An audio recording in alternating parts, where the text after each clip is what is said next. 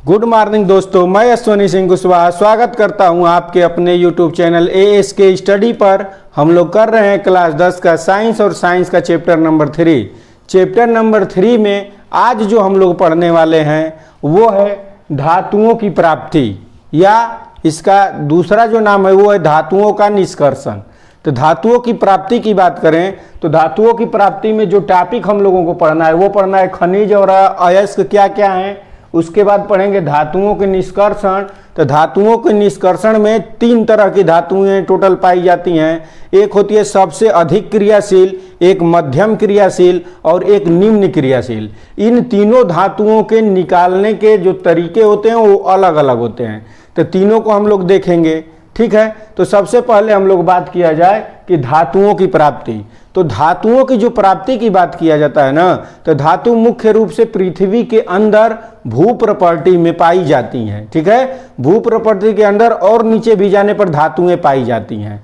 तो प्राप्ति स्थान की बात करें तो इसे कह सकते हैं मृदा में, पृथ्वी के अंदर पाई जाती है, ठीक है। उसके बाद जो हम लोगों को बात करना है खनिज। खनिज की बात करें तो पृथ्वी के अंदर पाए जाने वाले सभी धातु जो धातु पाए जाते हैं वो क्या कहलाते हैं? खनिज कहलाते हैं। मतलब पृथ्वी के अंदर पाए जाने वाले सभी जो तत्व हैं उन्हें क्या कहा जाता है? खनिज कहा जाता है, ठीक है। तो सबसे पहले इसका डिफिनीशन लिखते हैं। खनिज, खनिज किसे कहते हैं, ठीक है। देखिए,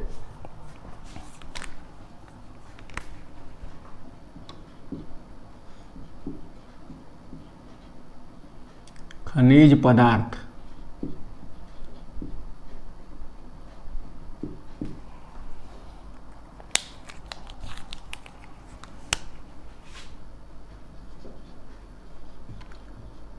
पृथ्वी के भू प्रॉपर्टी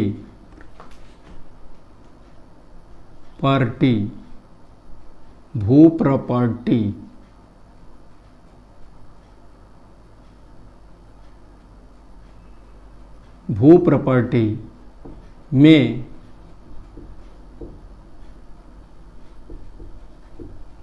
पाए जाने वाले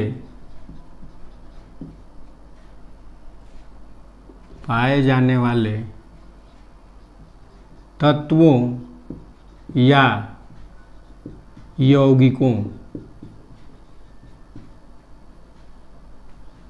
को खनिज पदार्थ कहते हैं। खनिज पदार्थ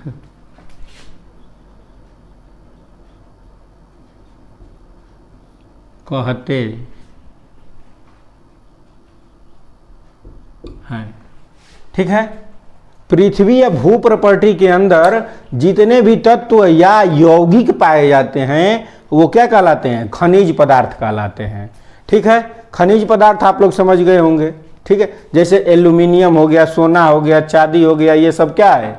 सब पृथ्वी के अंदर पाए जाते हैं, ठीक है। कॉपर, जिंक, ये सब पृथ्वी के अंदर पाए जाते हैं। और पृथ्वी के अंदर जो पाए जाते हैं, खनिज हो या यौगिक हो, या तत्व हो या यौगिक हो, दोनों रूप में जो विद्यमान है उन्हें हम लोग कहते हैं खनिज पदार्थ। अब बात करेंगे अगला, अयस्क क्या है। अयस्क को देखते हैं।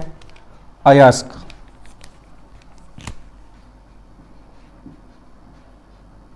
अयस्क, ठीक है। तो अयस्क क्या है? अयस्क की बात किया जाए तो पृथ्वी के अंदर जो तत्व पाए जा रहे हैं, जो यौगिक पाए जा रहे हैं, जिनको निकालने के बाद हमें लाभ प्राप्त होता है, उसे ही हम लोग क्या कहते हैं? अयस्क कहते हैं, ठीक है। तो पृथ्वी के अंदर से निकाले जाने वाले यौगिकों के कारण हम लोगों को जो लाभ प्राप्त होता है, जिन यौगिकों के कारण हम लोगों को लाभ प्राप्त होता है, उन यौगिकों को अयस्क कहा जाता है, ठीक है। तो देखिए,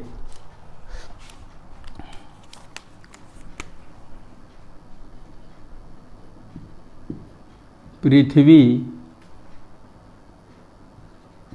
से निकाले जाने वाले यौगिकों निकाले जाने वाले जिन यौगिकों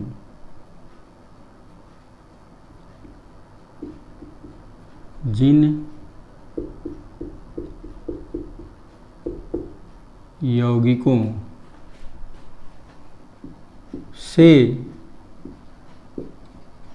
लाभ प्राप्त होता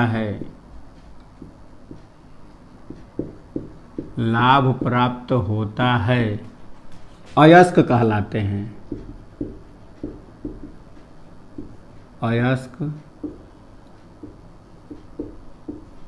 कहलाते हैं। ठीक है, अयस्क कहलाते हैं। तो अयस्क आप लोग समझ गए। अब बात करते हैं जो अयस्क निकाले जाते हैं ना, उसमें बहुत अधिक मात्रा में धूल, मिट्टी के कण ये सब मिले होते हैं। तो उन्हें क्या कहते हैं? उन्हें हम लोग गैंग कहते हैं, ये धूल और मिट्टी के कण। तो उनके लिए क्या किया जाता है? अयस्क का सांद्रण किया जाता है। तो सांद्रण क्या है? तो देखिए सांद्रण देखते हैं, हेडिंग है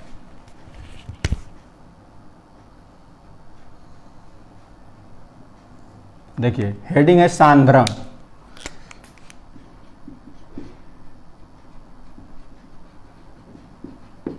सांद्रण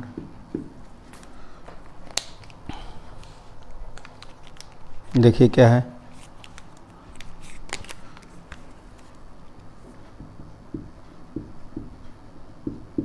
अयस्कों से मिट्टी, धूल के कण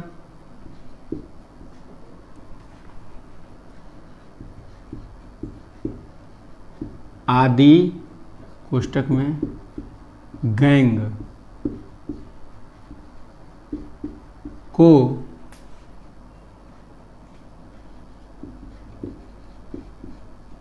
अलग करना सांद्रण कहलाता है।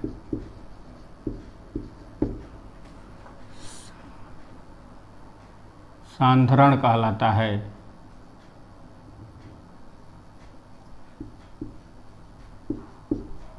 सांद्रण कहलाता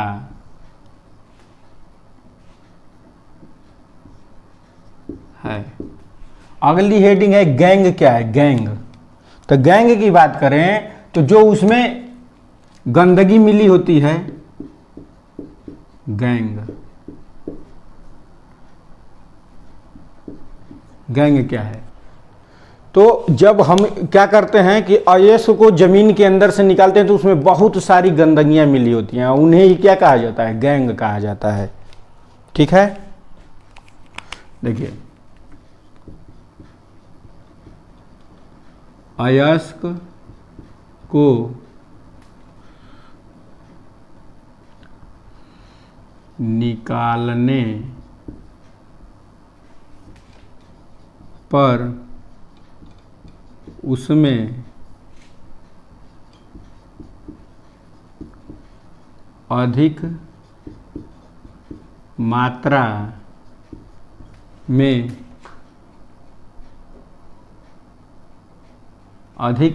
में गंदगी मिली होती है,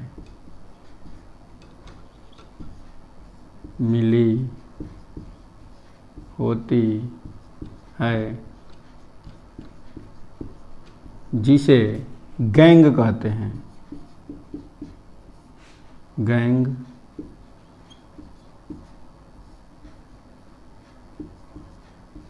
कहते हैं। ठीक है, तो कह सकते हैं गैंग किसे कहेंगे? उस जो भी हम जमीन के अंदर से खरीद के खोद के निकाल रहे हैं तो उसमें जो भी अशुद्धियां मिली होती हैं उन्हें हम लोग क्या कहते हैं? गैंग कहते हैं। गंदगी या इसको अशुद्धियां कर देते हैं।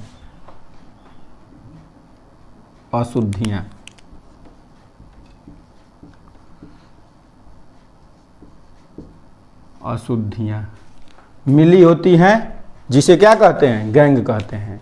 ठीक, गैंग समझ में आ गया। अब जो हम लोगों को पढ़ना है धातुओं का निष्कर्षण। धातुओं का निष्कर्षण क्या है, तो शुरू से देखते हैं। देखिए हम बताए थे कि धातु क्रियाशीलता के आधार पर 3 भागों में बांटा गया है, और क्रियाशीलता के आधार पर जब हम धातुओं को 3 भागों में बांटते हैं तो सबसे पहले देखिए, मान लीजिए जमीन के अंदर से हम लोग खोदे या खोद के निकाले क्या, अयस्क। अयस्क में क्या होता है, गैंग मिली होती है, अशुद्धियां मिली होती है, तो उन्हें क्या कर लिया जाता है, साफ कर लिया जाता है। तो उसे हम लोग कहते हैं अयस्क का सांद्रण, मतलब उससे गैंग को अलग करना। अयस्क से गैंग को अलग करना ही अयस्क का क्या कहलाता है, सांद्रण कहलाता है। अब बात करते हैं अयस्क का सांद्रण करते हैं तो हमको 3 प्रकार के अयस्क प्राप्त होते हैं। पहला जो प्राप्त होता है उच्च अभिक्रियाशील धातुओं का अयस्क, दूसरा मध्य अभिक्रियाशील धातुओं का अयस्क, और तीसरा जो प्राप्त होता है वो होता है निम्न अभिक्रियाशील धातुओं का अयस्क। ठीक है, ये 3 प्रकार के प्राप्त होते हैं। अब तीनों के एग्जाम्पल की बात करें तो इसमें देखिएगा, जो उच्च वाला है इसका जो एग्जाम्पल हो जाएगा, देखिए potassium, sodium, calcium, magnesium, aluminium, ये सब सारे, ये सब हैं उच्च अभिक्रियाशील धातुएं जिनके अयस्क हम लोगों को प्राप्त होते हैं। ठीक है, और ये वाला मध्य अभिक्रियाशील में देखिए क्या क्या आता है, जिंक इसमें आता है, देखिए जिंक, लोहा, पीबी, लेड जिसे आप लोग सीसा कहते हैं,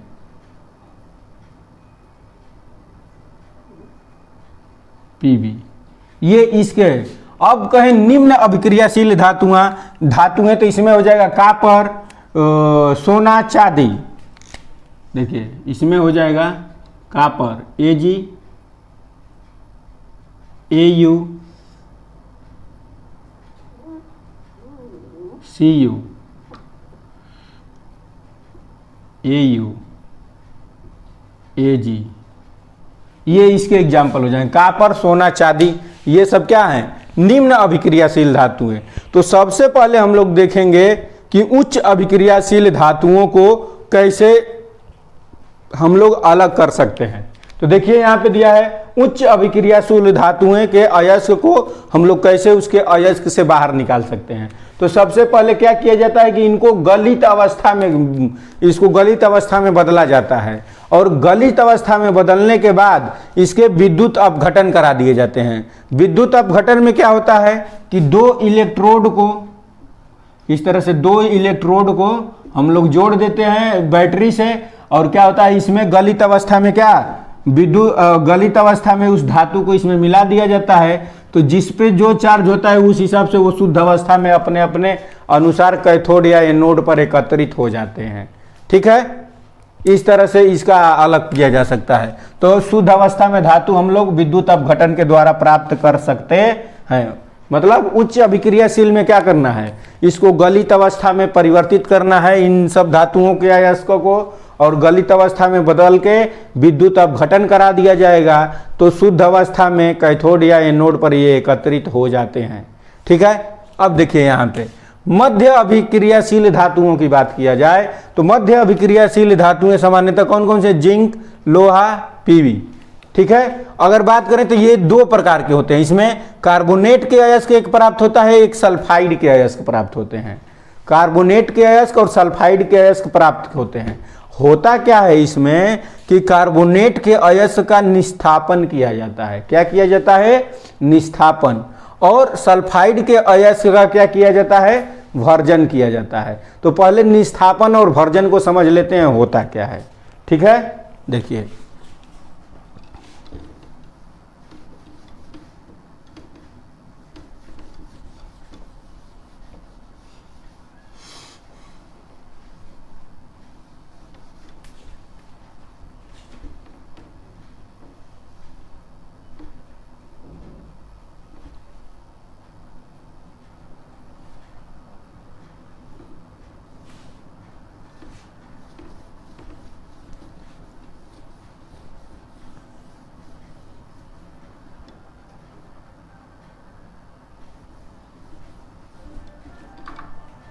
ठीक है, तो देखते हैं आगे, देखिए क्या होगा।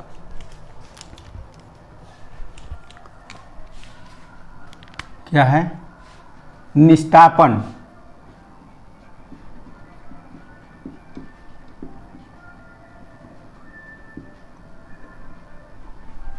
ठीक है, अब निस्थापन को देखते हैं। निस्थापन में क्या होता है कि जितने भी हम लोगों को कार्बोनेट प्राप्त होते हैं उनको उच्च ताप पर गर्म किया जाता है। जब गर्म करते हैं तो वो क्या करते हैं, धातु के ऑक्साइड में परिवर्तित हो जाते हैं। जैसे देखिए, लिख ले पहले डिफिनीशन इसका। निस्थापन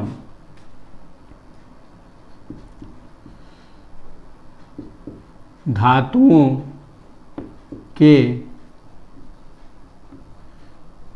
कार्बोनेट को धातुओं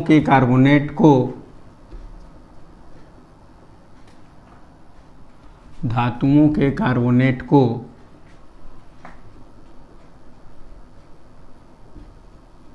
उच्च ताप पर गर्म किया जाता है, जिससे धातु ऑक्साइड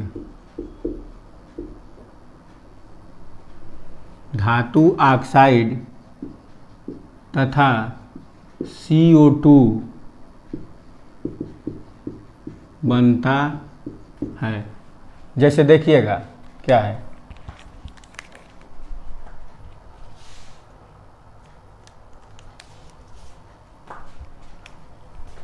जैसे देखते हैं क्या है यहाँ पे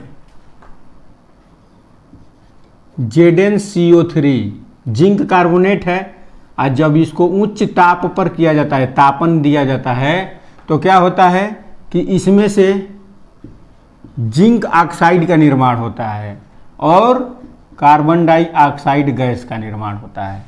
ठीक है, जिंक कार्बोनेट को जब बहुत उच्च ताप पर हम लोग गर्म करते हैं तो ये क्या होता है, जिंक ऑक्साइड का निर्माण करता है और कार्बोनेट का। तो देखिए यहाँ पे कार्बोनेट के अयस्क में निस्थापन करने के बाद क्या बचा, धातु का ऑक्साइड। ठीक है, अब देखते हैं भर्जन क्या है। भर्जन देखिए, भर्जन क्या है, उच्च ताप पर ऑक्सीजन की उपस्थिति में सल्फर के ऑक्साइड को गर्म किया जाता है। ठीक है, सल्फर के क्या किया जाता है, अयस्क को, सल्फाइड के अयस्क को गर्म किया जाता है, और सल्फाइड के देखिए उच्च ताप पर सल्फाइड के अयस्क को गर्म किया जाता है ऑक्सीजन की उपस्थिति में। तब ये क्या करते हैं, धातु के ऑक्साइड बनाते हैं और सल्फर डाइऑक्साइड का निर्माण होता है। देखिए यहाँ पे परिभाषा लिखते हैं पहले। उच्च ताप पर सल्फाइडों को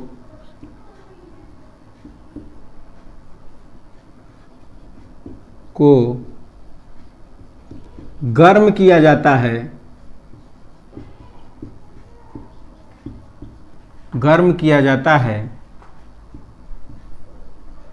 तथा या तत्पश्चात गर्म किया जाता है, जिससे धातु के ऑक्साइड तथा सल्फर डाइऑक्साइड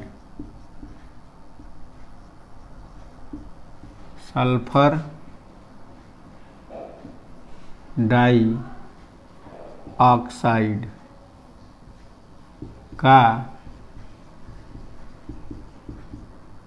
निर्माण होता है। देख लेते हैं क्या है, ये है 2ZnS और इसको गर्म किया जाता है 3O2 के साथ, और जब गर्म करते हैं तो ये बन जाता है 2ZnO और प्लस यहाँ पे देखिए 2ZnO हो गया, 2O इसमें आ गया तो यहाँ पे 4 बचा, यहाँ पे तो ये हो जाएगा 2SO4 सल्फर डाइऑक्साइड, अरे 2SO2 सल्फर डाइऑक्साइड का निर्माण होता है। ठीक है, तो आप लोग निस्थापन और भर्जन जान गए। उसके बाद आ जाता है धातु का ऑक्साइड। अब ऑक्साइड को क्या कर दिया जाता है कि अपचयन करा दिया जाता है, जिससे ऑक्सीजन उससे बाहर आ जाता है, और ऑक्सीजन जब बाहर आ जाता है तो धातु शुद्ध रूप में हम लोगों को प्राप्त हो जाता है। अब इसका जो तीसरा पार्ट है वो है निम्न अभिक्रियाशील धातुएं। निम्न अभिक्रियाशील धातुएं में बस एक ही प्रकार का अयस्क प्राप्त होता है, और वो अयस्क जो है सल्फाइड अयस्क होता है। फिर इसका भर्जन किया जाता है इसी विधि से, फिर धातु का निर्माण हो जाता है। ठीक है, और परिशीकरण क्या है, फिर इसको साफ पानी में साफ कर लिया जाता है शुद्ध धातु को, तो उसे हम लोग कहते हैं परिशीकरण।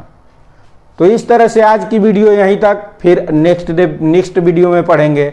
तो मिलते हैं अगले वीडियो में।